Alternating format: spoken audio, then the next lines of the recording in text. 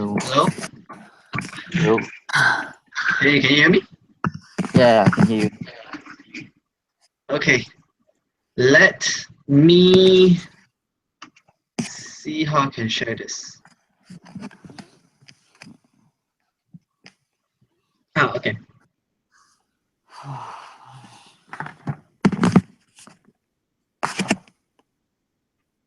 And then um does it- Okay.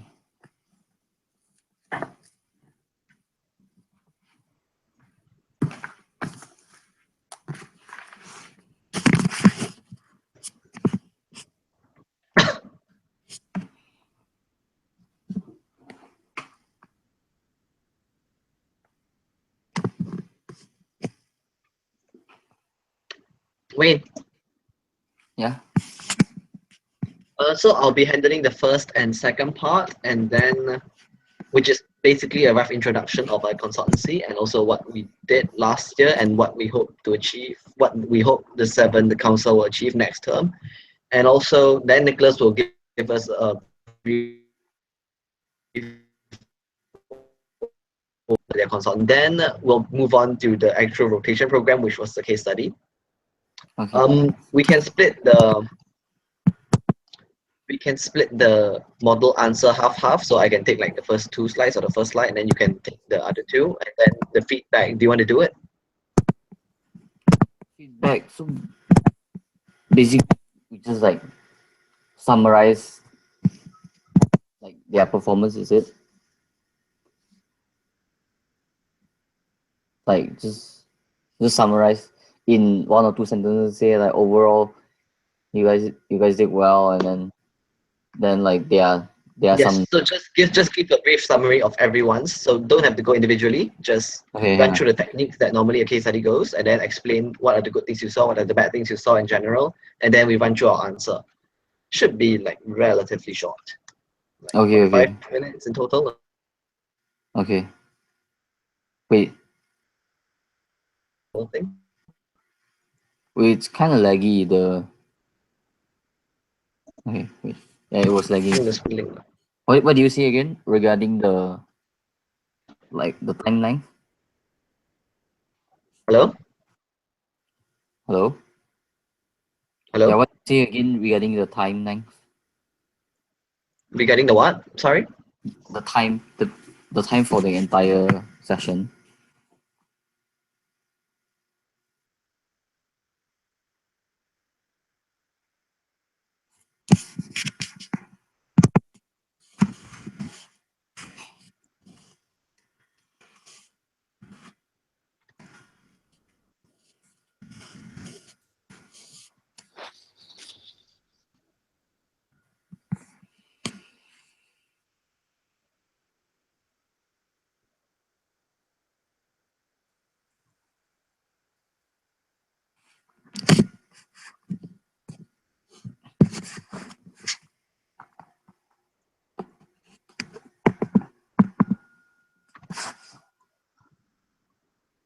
Holy shit! My laptop is hanging.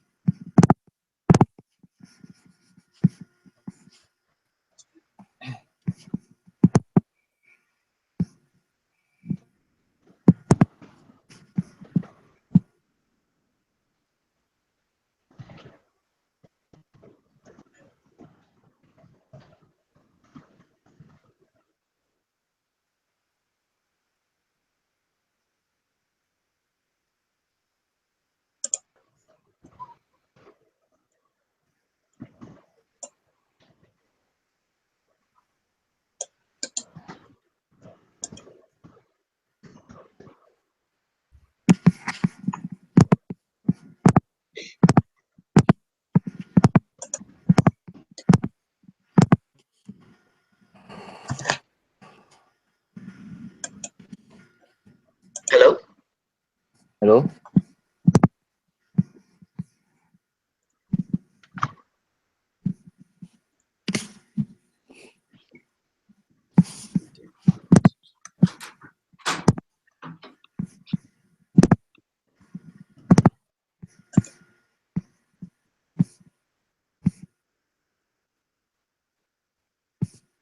Can you guys hear me? Or am I?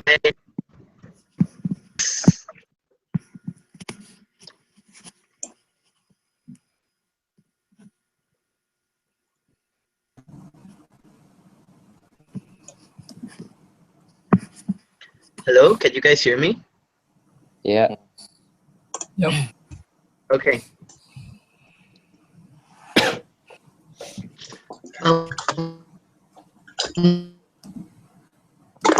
Let's, like I said, if any one of your group cannot join, then we have posted a live stream as well. But thank you guys for taking the time off to join the call.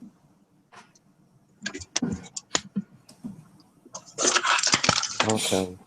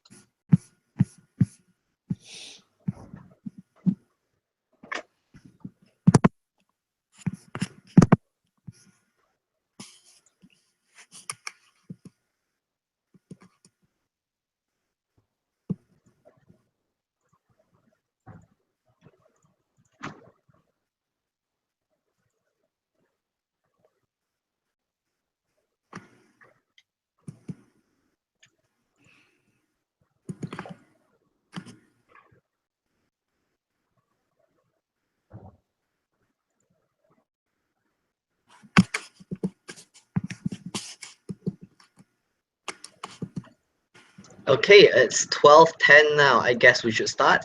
First of all, hi guys. Thank you everyone for joining our rotation program.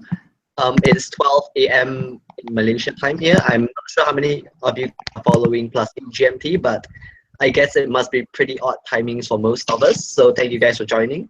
This is the only time we could find that we could try to fit everyone across 3 different time zones.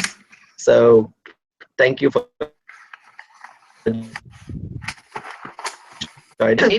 for us to explain to you more about what what consulting is, first of all, what the management consultancy hub in ICMS does, and also what we did for the last year, and also what we hope you guys would do for the next year and the year ahead. And finally, we'll give you some feedback for the case study, and these are mostly general consultancy, 'cause we don't have any specific consultancy. We just want to give you some feedback on what we did, and also what we hope you guys would do for the next year and the year ahead. And finally, we'll give you some feedback for the case study, and these are mostly general consultancy, 'cause we don't have any specific consultancy. We just want to give you some feedback on what we did, and also what we hope you guys would do for the next year and the year ahead. And finally, we'll give you some feedback for the case study, and these are mostly general consultancy, tips across like many that you guys receive here will be very useful for like most competitions and also most work experiences you guys will get in the future. Before I go on any further, did anyone not catch what I just said? Action now.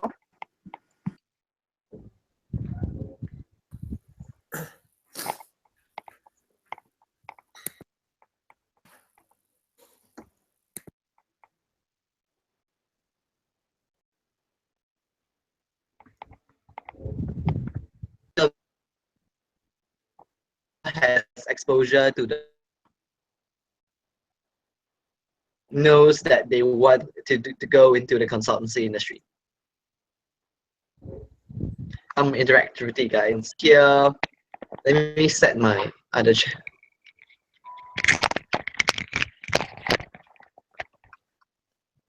Hello? Yes, yes, what do you ask?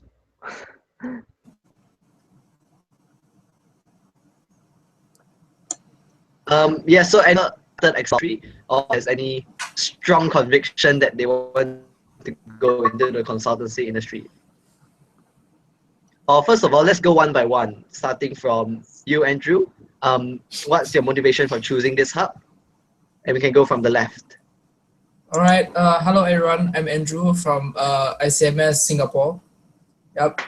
So I joined the MC Hub is because firstly, I'm taking a double major in management, which is a business degree. So I have interest in management and consultancy. So that I'm looking into venture into MC in the future, like a few of the big companies like Boston or even McKinsey. So that's why I joined MC Hub. Yep. Thank you.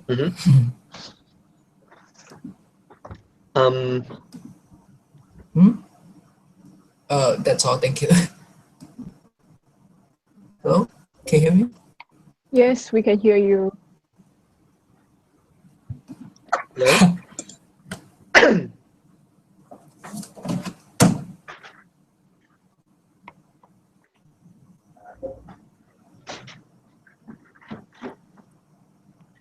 Anyone else wants to give an explanation why they chose this hub?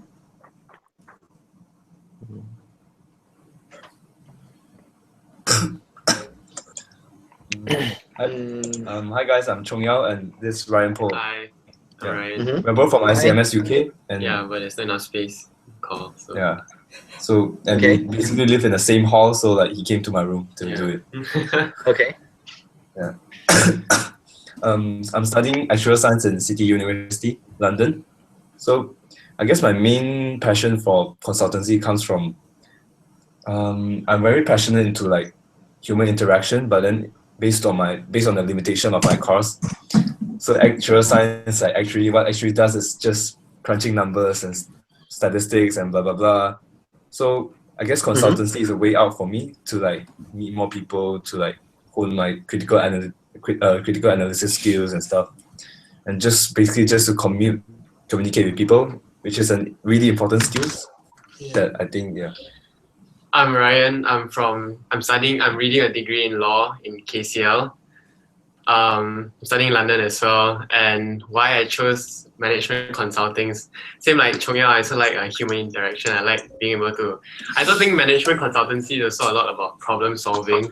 And I find that very interesting. And it's quite relatable to my course as well, I guess, like the transferable skills, which is useful both if I pursue a degree in law or I pursue any other related options in my career. Yeah.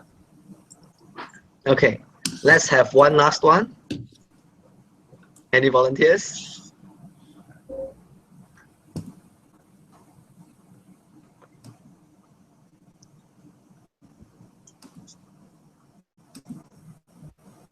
Oh. Hi, I'm Cian from Hong Kong chapter. Now studying business management, year 2 student. I found consulting very interesting when I first participated in the like case competition, like internal school competition. And then the feeling of like the teamwork and problem solving, and like when you participate in the case competition, you found like it's like very it's very valuable compared to just studying, because it's like you need to think a lot and think some brilliant idea and think of what is the way to impress the judges while preparing for the case competition. So I think it's very interesting and challenging. That's why I chose the management consultant hub. Yeah. Okay, yeah, brilliant answers from all three of you guys. You guys have really done your research into like what terms of the consulting industry. Before I go forward, I guess I'll give my my own motivations as well for wanting to go down the career path of being consultant. I'm Jian Hong, by the way, in case no one knows that already. I'm an engineering student in Oxford University, and I decided that I wanted to be a consultant because interesting career path, because you diversify across many different industries and you meet many different interesting people. So it's very exciting. There's no project that's exactly the same. So you keep on doing different things, and that pushes you onto a very steep learning curve. And that leads on to the next reason as well. Consultancy offers really good exit opportunities. By that, I mean good branding, and second, you meet a lot of people and you're exposed to lots of opportunities that allow you to basically transition into different career paths. Let's say becoming straight away an executive in a big company, start your own company, etc., become a private equity manager or something, and you learn so fast, you are easily able to like go into another career, which keep things very exciting. So that's personally what I like about the consultancy industry. And just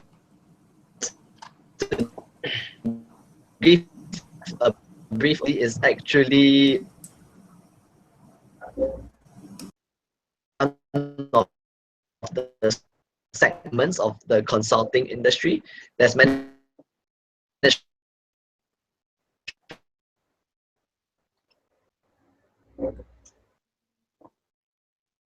Can anyone hear him? there are optional pardon, consult,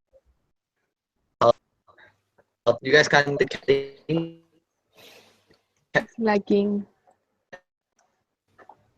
Right.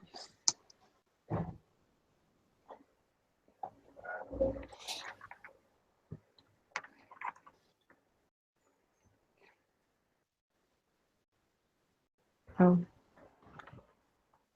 Mm.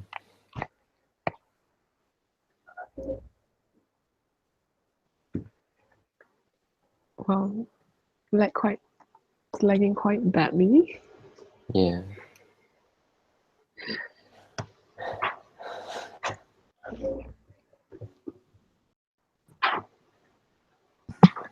I messaged him on Facebook and he's going to reconnect.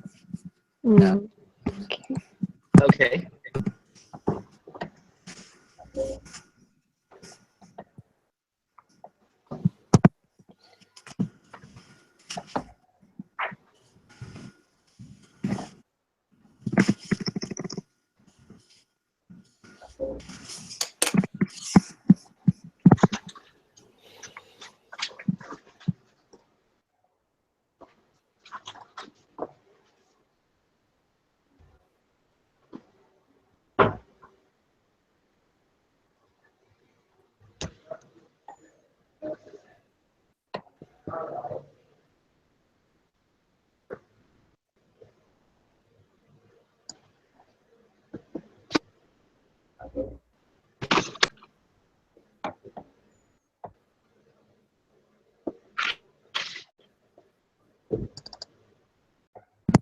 Hi. Okay, so while we're waiting for Jin Hong, I'll just introduce myself first.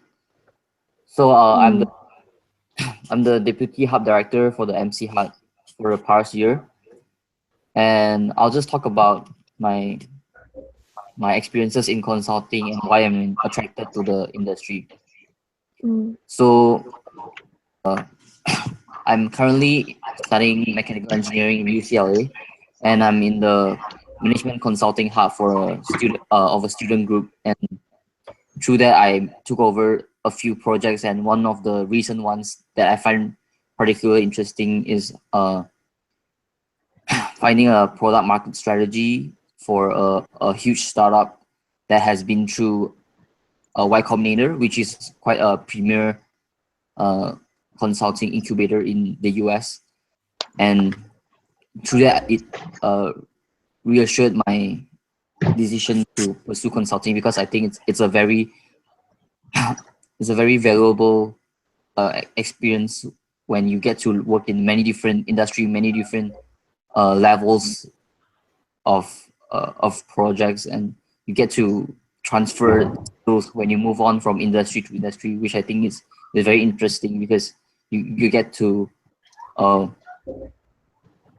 you get a very diverse experience rather than just staying within a particular industry and not being able to market yourself as having diverse skill sets. So yeah, Jin Hong.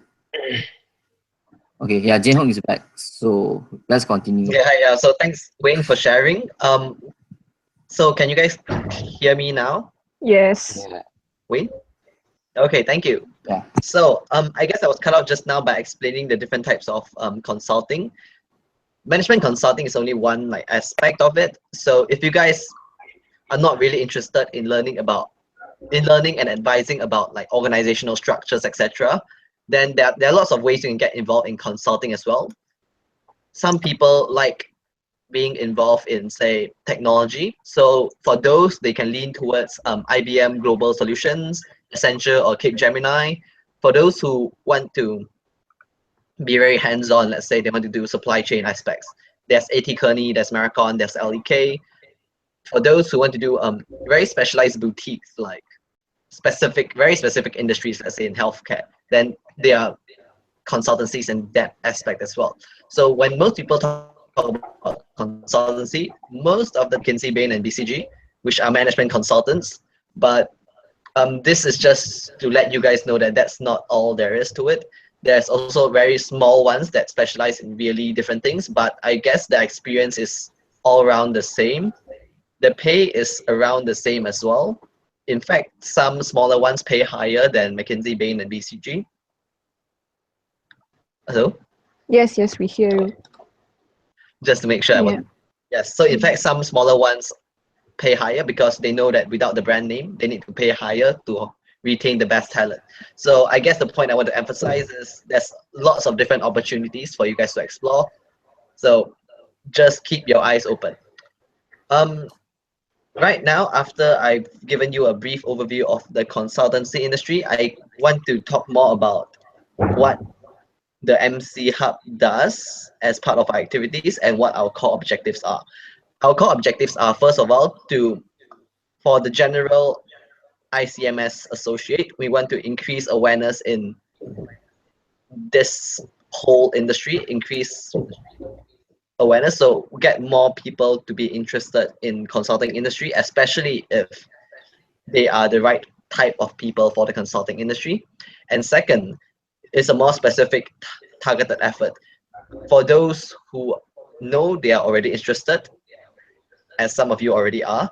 So for those of you who are already interested, we want to provide the resources and the network and the partnerships and the collaborations available to improve your chances to get into the consulting industry. Because admittedly, the consulting industry, especially in the US, actually in most regions, getting into the consulting industry is becoming very competitive these days because of the very, very competitive pay and also the aforementioned benefits from the job itself. So to give you a brief overview of what we did as our hub last year, we focused a lot on getting industry exposure from people from ICMS in the past who have made it into the consulting industry. So we had Andrea, who was previously one of our executive directors. We had her, and she's now in Pemandu, which is one of the government's top consulting arms. So we had her conduct an AMA session, which is an info session for her to tell you guys what she thinks about the consulting industry and for her to give you tips on how to get into the consulting industry. Later on in the month, we will also have another AMA with Chen Ting, who was last term's deputy executive director, and she has got an offer for a full-time job in McKinsey London. So it's a very rare opportunity for us to speak to someone who has gotten into McKinsey, because McKinsey only takes in 11 people through their summer internship, and she was one of them. So this is definitely a very rare opportunity to speak to someone who has made it through a very tough application process. So stay tuned for that further in the month. The next part we do as part of our preparation process is we have compiled a very extensive list of case studies and also mock interview materials, and these are pretty exclusive materials that normally people have to pay for outside. So these are basically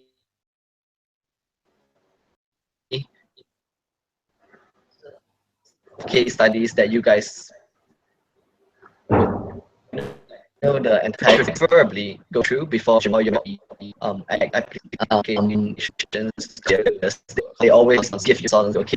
The Twitter case study was sources, because very comprehensive list of like materials and also suggested answers. So these are things that you guys can go through if you are part of the MC Hub. Was the background stuff that we did as part of MC Hub, and throughout the summer, Nicholas also led 2 teams of ICMS members, ICMS associates, to conduct actual on-the-ground consulting projects to give them a sense of what consulting is in a practical world. So I'll hand it over to Nicholas to take over from here. Hi. Hi everyone. Can you guys hear me? Yep. Yeah. Okay. Hi. So I'm Nicholas. I'm in Malaysia. So like what Jin Hong mentioned, I'm here to share about the experience. I mean, last year we had this underground consulting work, and I'm here to share my experience in taking charge of this project. So, just a brief background of what the consulting work was. Basically, last year during the summer, we had this this consulting project where we approached startups from Magic, and we offered them like pro bono consulting services or free consulting services, where associates from ICMS, we actually help them to look at some of the problems, some of the business pains that they have, or some of the business objectives that they want to achieve. Help to look at them and give our own do our own research, our own research, our own surveys, and after that produce an analysis and present it to them. So that is essentially what we did last year. So basically, I'd like to start off by doing a brief introduction about the 2 projects that we handled. So we approached two startups. One is called Happy Bunch. The other one is called Do You Shoe. So Happy Bunch is basically an online boutique. Online florist boutique, where they sell online bunches of flowers and deliver it to people that that bought it basically. And basically the business objective that they wanted us to look into is actually the expansion opportunities in Malaysia outside their niche area, which is the KL region, meaning to Penang, to Johor, to Ipoh, stuff like that. So that is basically what they wanted us to do. So basically, just a brief highlight about what we did in regards to this project is that what we had to do was that we had to find ways. The first thing we need to do was actually to gauge the demand, the market, and also the costs of operating in regions like Penang, and Johor. So what we did was that, firstly, of course, we rolled out surveys to people in that region. That's one thing that we did. Second thing that we did was that we actually approached florists, like local florists, and we talked to them. And something interesting. We actually act as like customers or actually we act as like students doing research for our university, and we actually talk to them, get information about the local arena for florists. And what me and my friend William did was that we actually, because we were all students, and me and William was doing it in Penang because we are from Penang, and we actually went in and we said that we are students doing research for our course on what the landscape of local florists in Malaysia and in Penang is.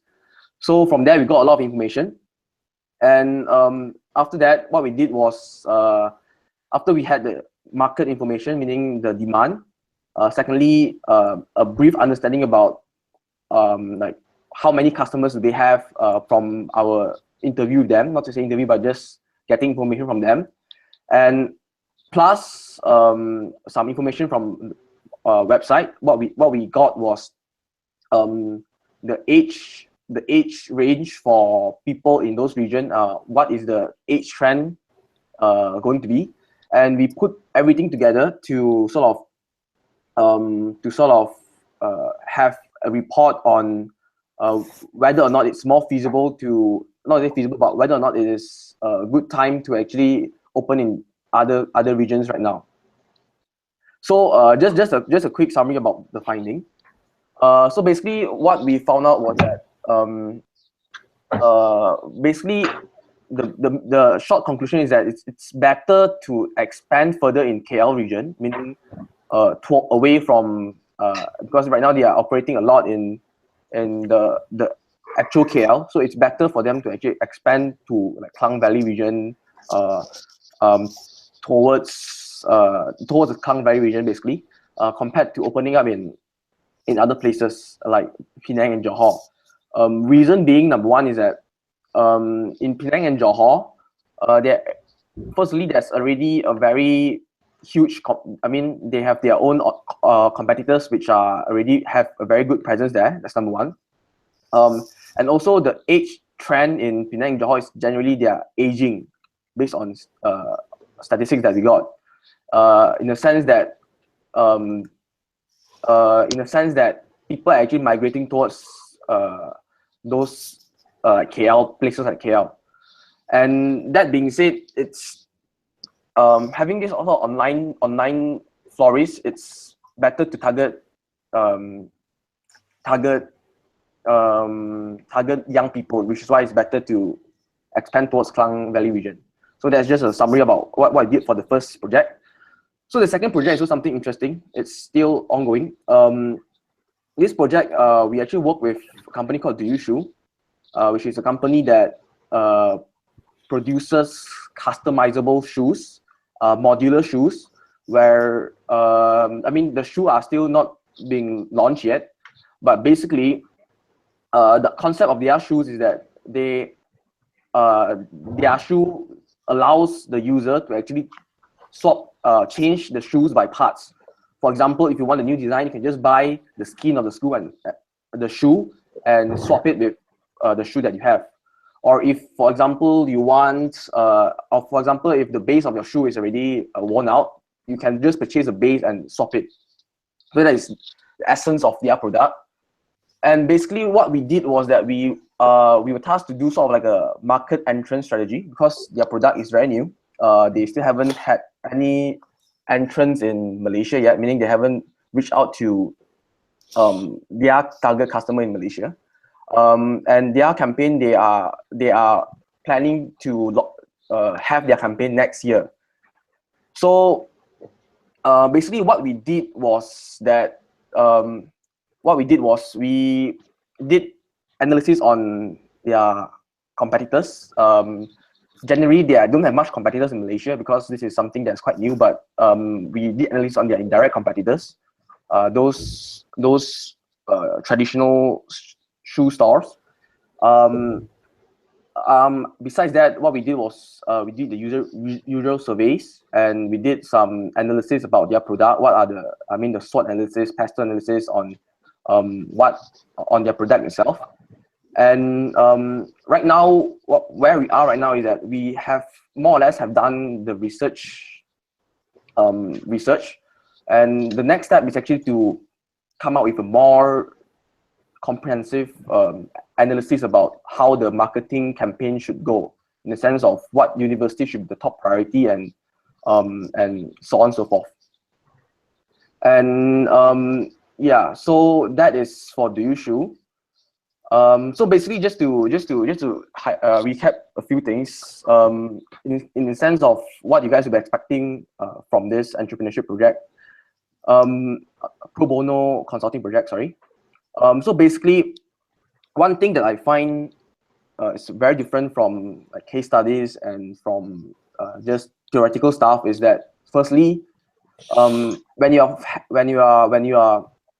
on the field doing actual consulting work, I mean, a small scale or big scale, it doesn't really matter. But for this case, like a small scale consulting work, it's different in the sense that you need to be very resourceful, in the sense that there's a lot of weight. You need information for you to do your analysis, for you to do a good analysis. But there's in a lot of cases there isn't really a lot of information provided to you, like straight to your face or provided straight to you. So you need ways to find it. Even when talking to the companies, to the startups, you need to know what information you need from them so that you can get from them easily, because they would not know what information to give you unless you know what you want. This is by contrast to case studies where information are provided to you straight, and you can actually work things out based on the information that was given to you. Someone. And also, secondly, it's very different from doing actual case study, because when you're actually doing actual work, you need to localize your stuff, and you need to make sure that what you are proposing is something that's actually feasible, cost-effective, swift implementation, and stuff like that. While when you're doing a case study, that would I mean, you will still take those into consideration, but in a sense, when you're doing case study, there isn't much restriction that actually that you need to follow, compared to when you're doing a local consultancy with a company. So yeah, and lastly, just like to share about what I think about this entrepreneurship project going forward. So I really think that this entrepreneurship project is a very good opportunity for any one of you that is interested in consultancy, whether is it management consultancy or whether is it a more technical consultancy. It's a really good experience, and I believe that there's a lot of potential that can be tapped from this idea. More specifically, I think that moving forward, if any of you guys happen to become one of the leaders of this project, or even the hub directors, I think it's good if we can have sort of like a better training session before the consultancy project itself. Like what I think maybe later Jenong can share a bit. I think in UK they have, or even US, they have this sort of organization led by students, where they operate exactly like a student consultancy, where they had proper trainings and guidelines, and consultancy project can be done throughout the year. So I think that is where this hub, for me, I think that is where this hub can head towards. coming next few years. All right. You guys have any questions or anything you guys want to know more? Jian Hong, you want to? So let's open the floor to the associates first. Any questions you want to ask Nicholas? Is it like that two project is like a new startup like that never existed before? The two projects, they are startups, but I wouldn't say they are new startups. Both of them actually existed for quite some time. The difference is that Happy Bunch, they already operate as a normal business, so they are more matured. I mean, they are really, more matured as a startup. As for Diushu, they are still at the what's it called, development stage, where they just got secured funding to produce their product, and they are looking to find ways to tap into the local market. So in short, one of them is already operating like a business. The other one is still going into the actual market itself. Oh, okay, thank you. Question. Are you all targeting any other companies other than the ones that you all work with? For this year, our main target was startups. Reason being is that, I mean, it's easier to startups. I mean, basically, it's easier to actually get startups as a clients compared to getting like actual companies, because the mentality of startups is different. Firstly, they are different from actual companies. They are more they are more open to collaboration, and also we would have a better experience working with startups compared to companies itself.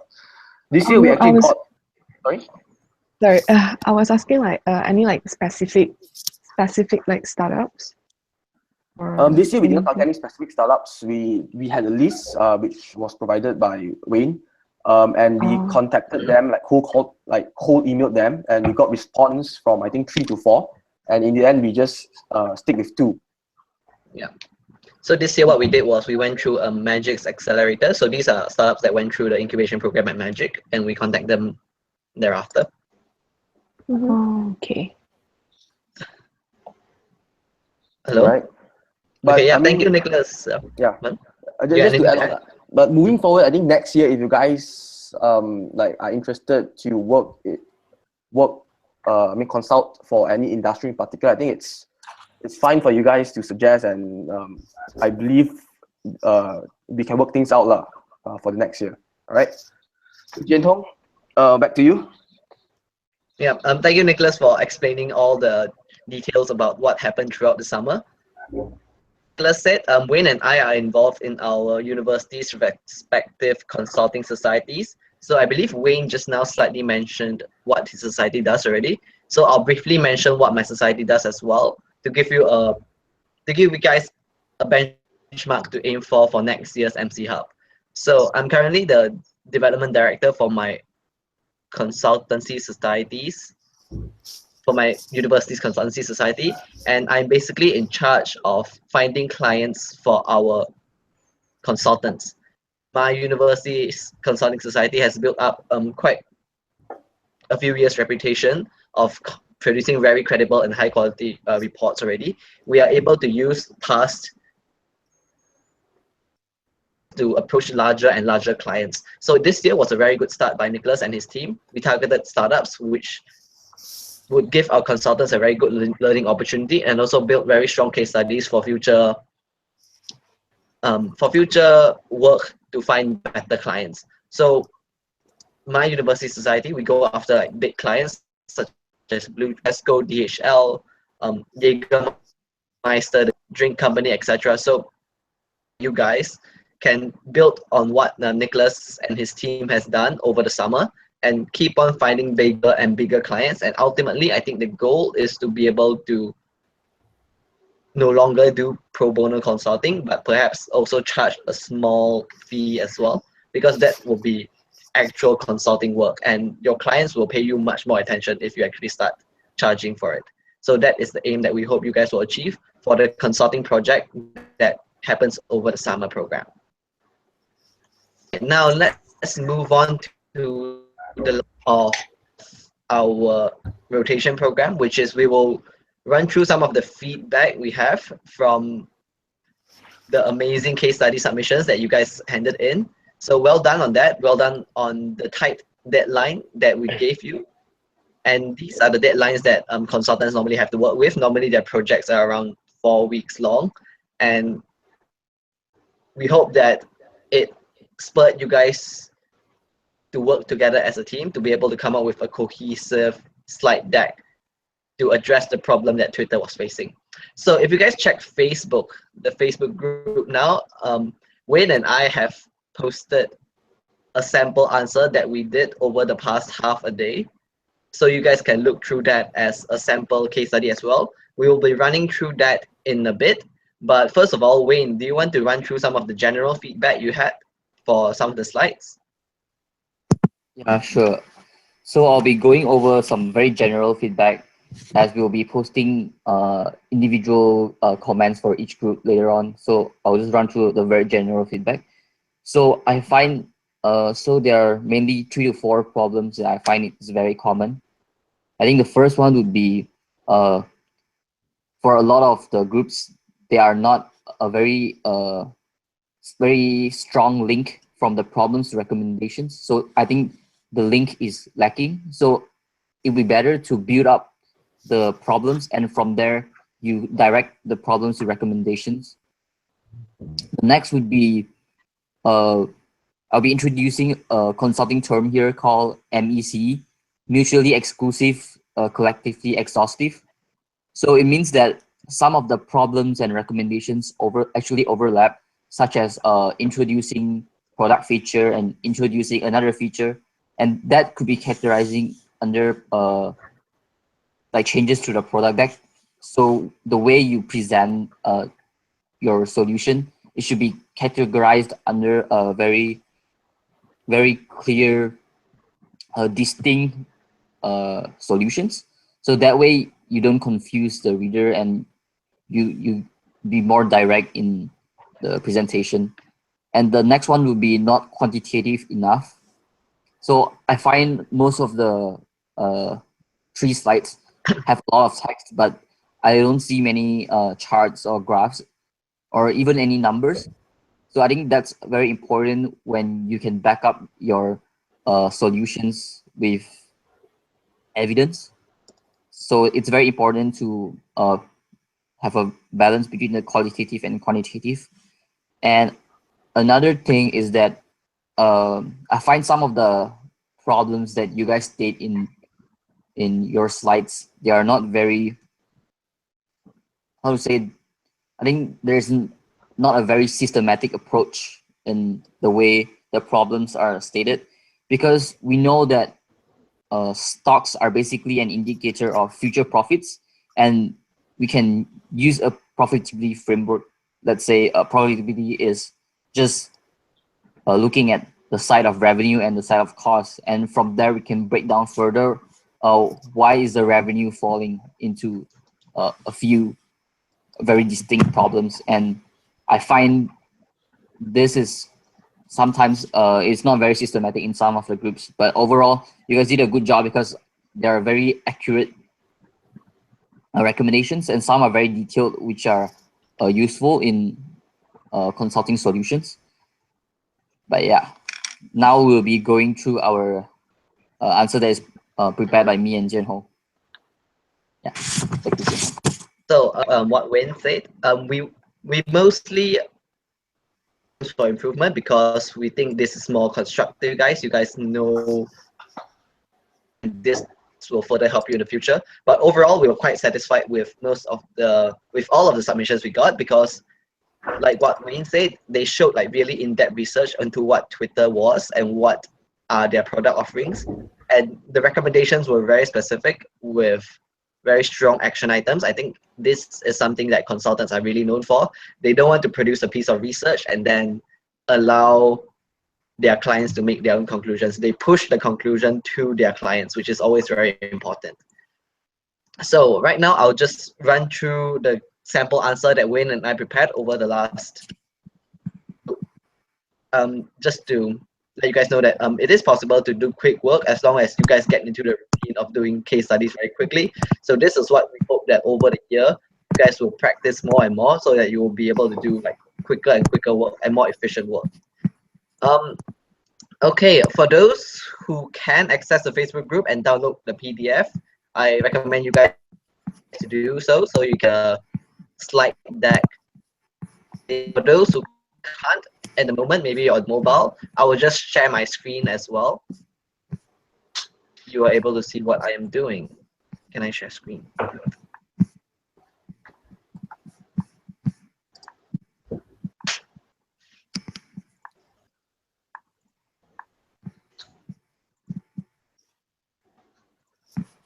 Okay, you guys should be able to see my screen. Is that correct? Yep. Okay, so first of all, we only have 3 slides, so we got straight down to the point. The first slide is identifying the core reasons, and then we identified 2 separate solutions, 2 distinct solutions to address the root causes that we identified. So if you check at this corner, the top corner, that was what Wayne was talking about, a messy categorization of what could be the cause of Twitter's falling stock price. So this is a very toned down version of the actual chart that I drew, but it summarizes like quite well what we thought the problem was. Stock prices can depend on 2 things. The first one is actual tangible business performance. So sometimes a company really isn't doing too well. And the second possible reason is that a company may be doing well, but recently they just have been getting quite a bit of negative press so that their stock prices have been falling. If this is the case, then Twitter perhaps need not worry too much, because over time this will be dissuaded once better news comes up, once the bad period has passed. But in our case, we realized that Twitter, although it has suffered from negative press in recent years, some of it is actually on the top right hand corner. Although Twitter has been growing in the past and has been growing for the past few years, its growth has been and this is something that normally hurts investor expectation, because social media tend to ride on what they call hype.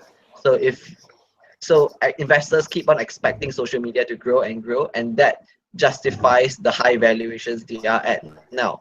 Right now, what we are seeing is with Twitter is that because they're not growing as fast, stock price is becoming more and more in line with their business performance, which is not necessarily bad.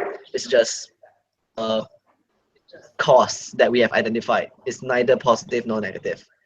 So another key point that I want to emphasize on this slide is like what Wayne mentioned, very heavy use of quantifiable data. This is important because qualitative data can easily be debated and argued for a long time, but quantitative data, if they're very clear and the numbers are very specific and they are laid out in a very specific way, then it's very hard to argue against numbers. So now with that, now we have identified that the reason for Twitter's falling stock price is actually part of their business performance is not improving as fast as what people have expected. So now we'll move on to the solution suggestions. Wayne, do you want to do this? Hello? Wayne? Can you guys see? Yeah. Hello? Oh wait, Wayne, do you want me to do this? Are you disconnecting? Do you want me to handle this slide? Can you guys see the chart, the slide? Yeah. Okay. Yeah. So from the solutions, from the recommendations, we are giving 2 solutions, and the first solution will be to establish a niche. So the key insight is that the market is getting more and more saturated among the social media space, and Twitter has the competitive edge to evolve into the niche with a relatively low time requirement and a high audience ownership. That's unlike Facebook that requires a relatively higher time requirement to be able to keep up with all the trends and the friends' news. So based on their recent initiatives, such as live streaming the presidential debate and also NFL sports content. So they have been targeting to move into the live feed update sphere, but we think that they should continue to expand this initiative and totally dominate the live video sharing here. So what they can do is to enhance audience ownership by providing motivation for the user to stay in Twitter by increasing their user retention and amplifying the Twitter's niche microblogging and live feed model. So let's say they are live streaming a presidential debate, and it will create a hype for people to engage in conversations regarding the content that they are live streaming. So that way they can leverage on what Twitter was as a place for people to converse, and they can also improve the time requirement. So by doing so, they can increase the users' time spent on Twitter, so that they can provide value and keep users in Twitter. And concrete action items would be expansion of the recent initiatives, so that from there we can enhance audience ownership and also improve the time requirement. So by watching a live video stream, you'll be engaged in the content, and you can also stay in Twitter, so that the daily active users remain at a high number. So next one would be growing user base. So to grow the user base, we have to look at the different very successful social media and extract the learnings from all these social medias without losing your differentiation factor and alienating the existing user base. So what we learned from Tumblr is that Tumblr is very similar to Twitter, as both are micro blogging sites that have seen their user base becoming stagnant once they pass a very high number. However, Tumblr has survived based on the existing network that is very strong and they are very loyal. So Twitter needs to follow a similar model and exploit the network effect that it already has by enticing users with large followings. So from there, we are able to ensure that our users stay engaged in the Twitter site. And the next learning from Facebook is that product changes. So according to the statistics provided in the second quarter of 2016, following the product changes, the user base improved, and the product changes mainly included algorithm changes and anti-harassment measures. And all these popular features are actually modeled from Facebook. However, we think that Twitter should avoid emulating Facebook too much, because Facebook is already a very strong social media player with its existing loyal user base. So we should stay differentiated so that users remain loyal to Twitter, and we are just not a copy of Facebook. And the next learning will be from Periscope. Periscope is a video media startup that Twitter has acquired, and from that, Twitter actually integrated the live video sharing feature into their main app. So following this approach, we think that Twitter should continuously build new features and apps, perhaps in a sandboxing method, and after tracking the tractions and ensuring and identifying which are the successful ones, we can then incorporate these successful ones into the flagship app, and that way we can acquire new users without shifting our existing user habits drastically. Yeah, so that's that's our main recommendations. Okay. Thank you, Wayne, for sharing your recommended solutions. So one last important tip that we want to give for a case study is always be a summarizing slide, which is normally at the top of the entire case study. So that's one of the things that we didn't do because of the limitation of the slide deck. But normally for a case study, you start with the end in mind. So you have the conclusion already, and then you give your data on why you think the conclusion is supposed to be like that. So just for completeness sake, our conclusion is that Twitter's stock price decrease is due to actual performance, and they should try to address this problem by first cutting a niche for themselves so that they no longer get completely forgotten in such a saturated space. And after carving that niche for themselves, they should also aim to grow slowly within that niche without alienating and moving away from that niche. So that is our main suggestion. Okay.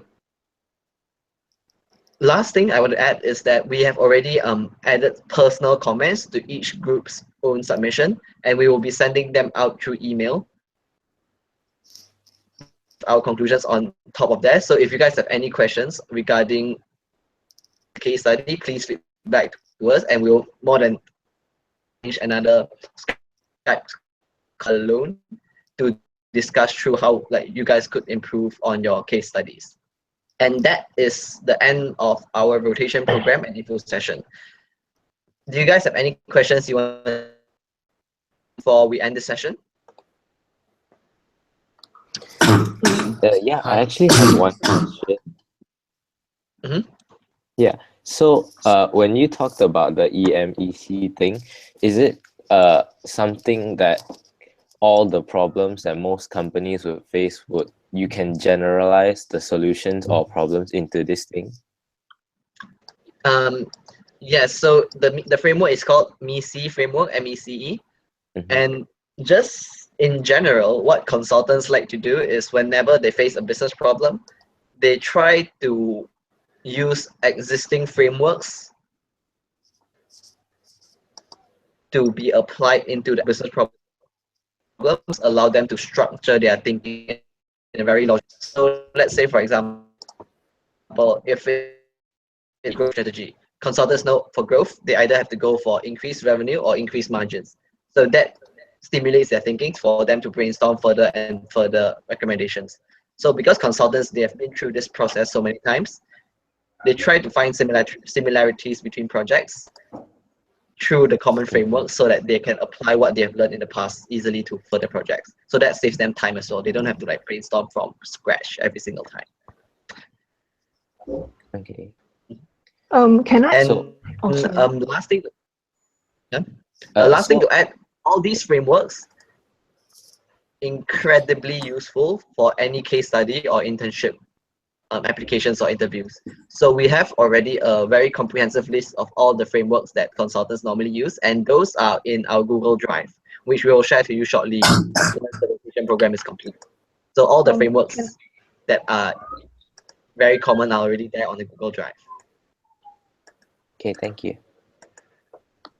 Jin Hong, can I ask, you said you guys have prepared a comprehensive list of case study. Can I know how frequently or regularly will you hold this kind of activity like case study? You do the first thing to say. Last year we had about 3 case studies that are done through online. So those are when we have past ICMS members who have actually entered the consulting industry to give a live demo of how a case study answer should be. But because we have so many case studies, we have like they are into the hundreds already. What we recommend and what is normally done by consulting societies in universities as well is we recommend pairing up with case study buddies, what we call them, and you guys can practice in person most of the case studies and then give us feedback as well. And also, yeah, so practice the bulk of the cases with your case study buddy, and then we will have online sessions where we'll have more experienced people to give tips on general feedback we got to get the most out of your case study experience. And I actually heard about like there's an organization, it's like consultancy called Cambridge Consultant Network. Is it? I heard that it's a UK chapter also. Is it that thing that you join in your university or something? Cambridge. Let me check. Yes, that's the similar thing, but for Cambridge University. Oh, okay, I see.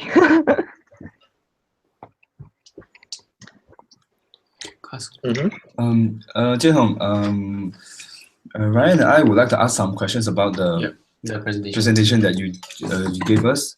So the first thing I would like to ask is like the problem that you identify, right, is falling revenue, but then in the slides you gave us, it was falling income instead of falling revenue. The revenue was increasing, but the income, but the income was falling. So shouldn't it be more towards like managerial problems, because it's like the income is slowly decreasing? Meaning also there's higher costs, like the cost is increasing as well, like it's becoming less effective, right, in the company, or efficient. Yes. Oh yeah. So I'm glad you guys did your research. That is a very valid point. So what I showed on the actual slide was revenue was decreasing, which is revenue and monthly active users is the two most common metrics used by social media, which is why I used it here, because it's very common for when people compare social media, they normally use these two metrics. Why they do this is because normally profits for social media companies is negative. So most social media companies, except Facebook, is losing money. So most of the time when investors and consultants talk about them, they don't really raise this point. And why are they losing money? Because it's such a competitive space that they have to spend a lot of money in user acquisition. They are still in the negative income. I believe in slide number 3.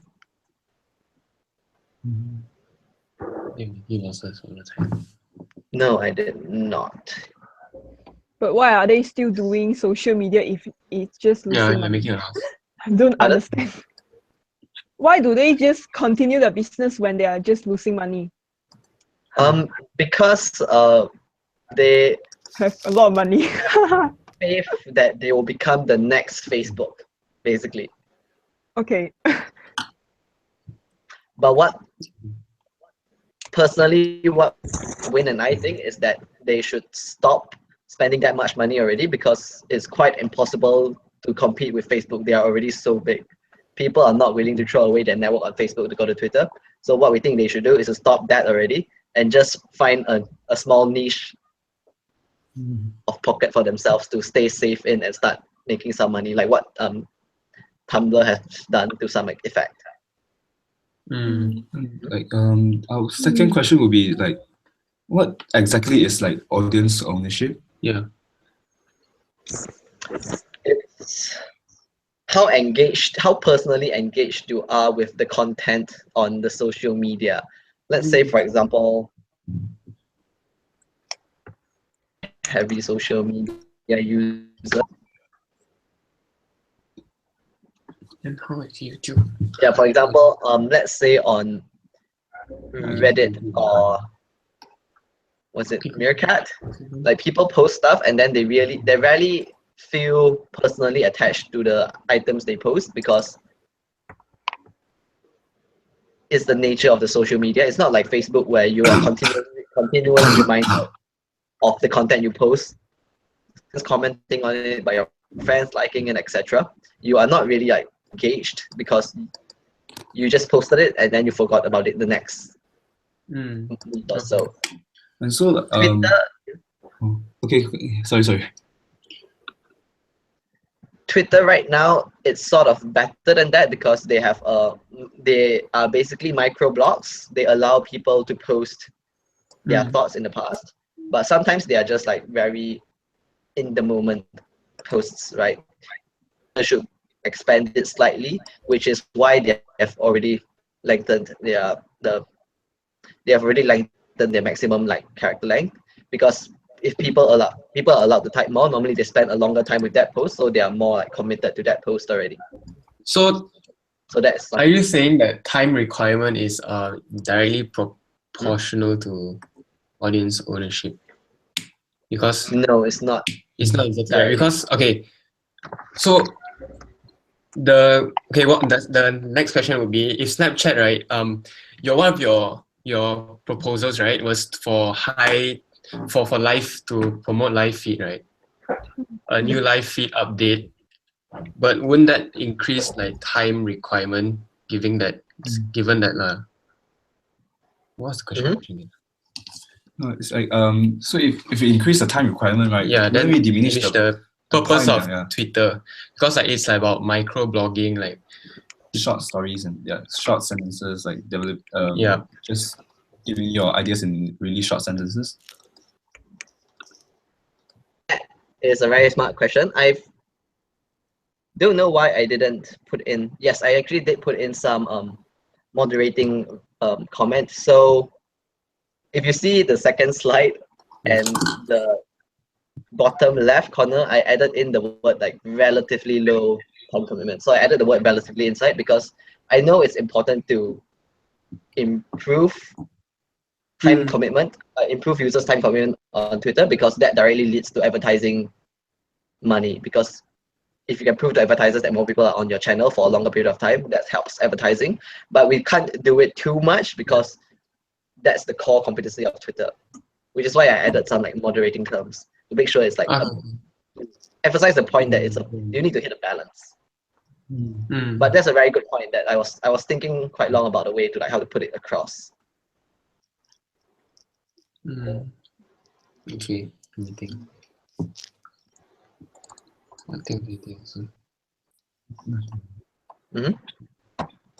But yeah, great comments and great questions on the entire case study answer. This is not an answer of sorts because there is no answer to a case study. Yeah. Everyone has their own opinions. So, but great job. Thank you. Thank you so much. Yeah, your presentation was so really organized. Yeah. Okay. Compared to our Yeah. presentation. Anyone else has any comments? If not, thank you guys for attending. It's 1 a.m. in Malaysia time already, and I know some of you are following Malaysia time. So thank you so much for joining us. We'll be organizing our next AMA and case study session with Chen Teng next month, depending on whether we think Christmas timing is a good time to talk about career-related stuff. But please stay tuned on our Facebook group because I think that will be a very good session. Thank you. Yes. Thank you very much. Thank you. Thank you. Thank you. Thank you so much.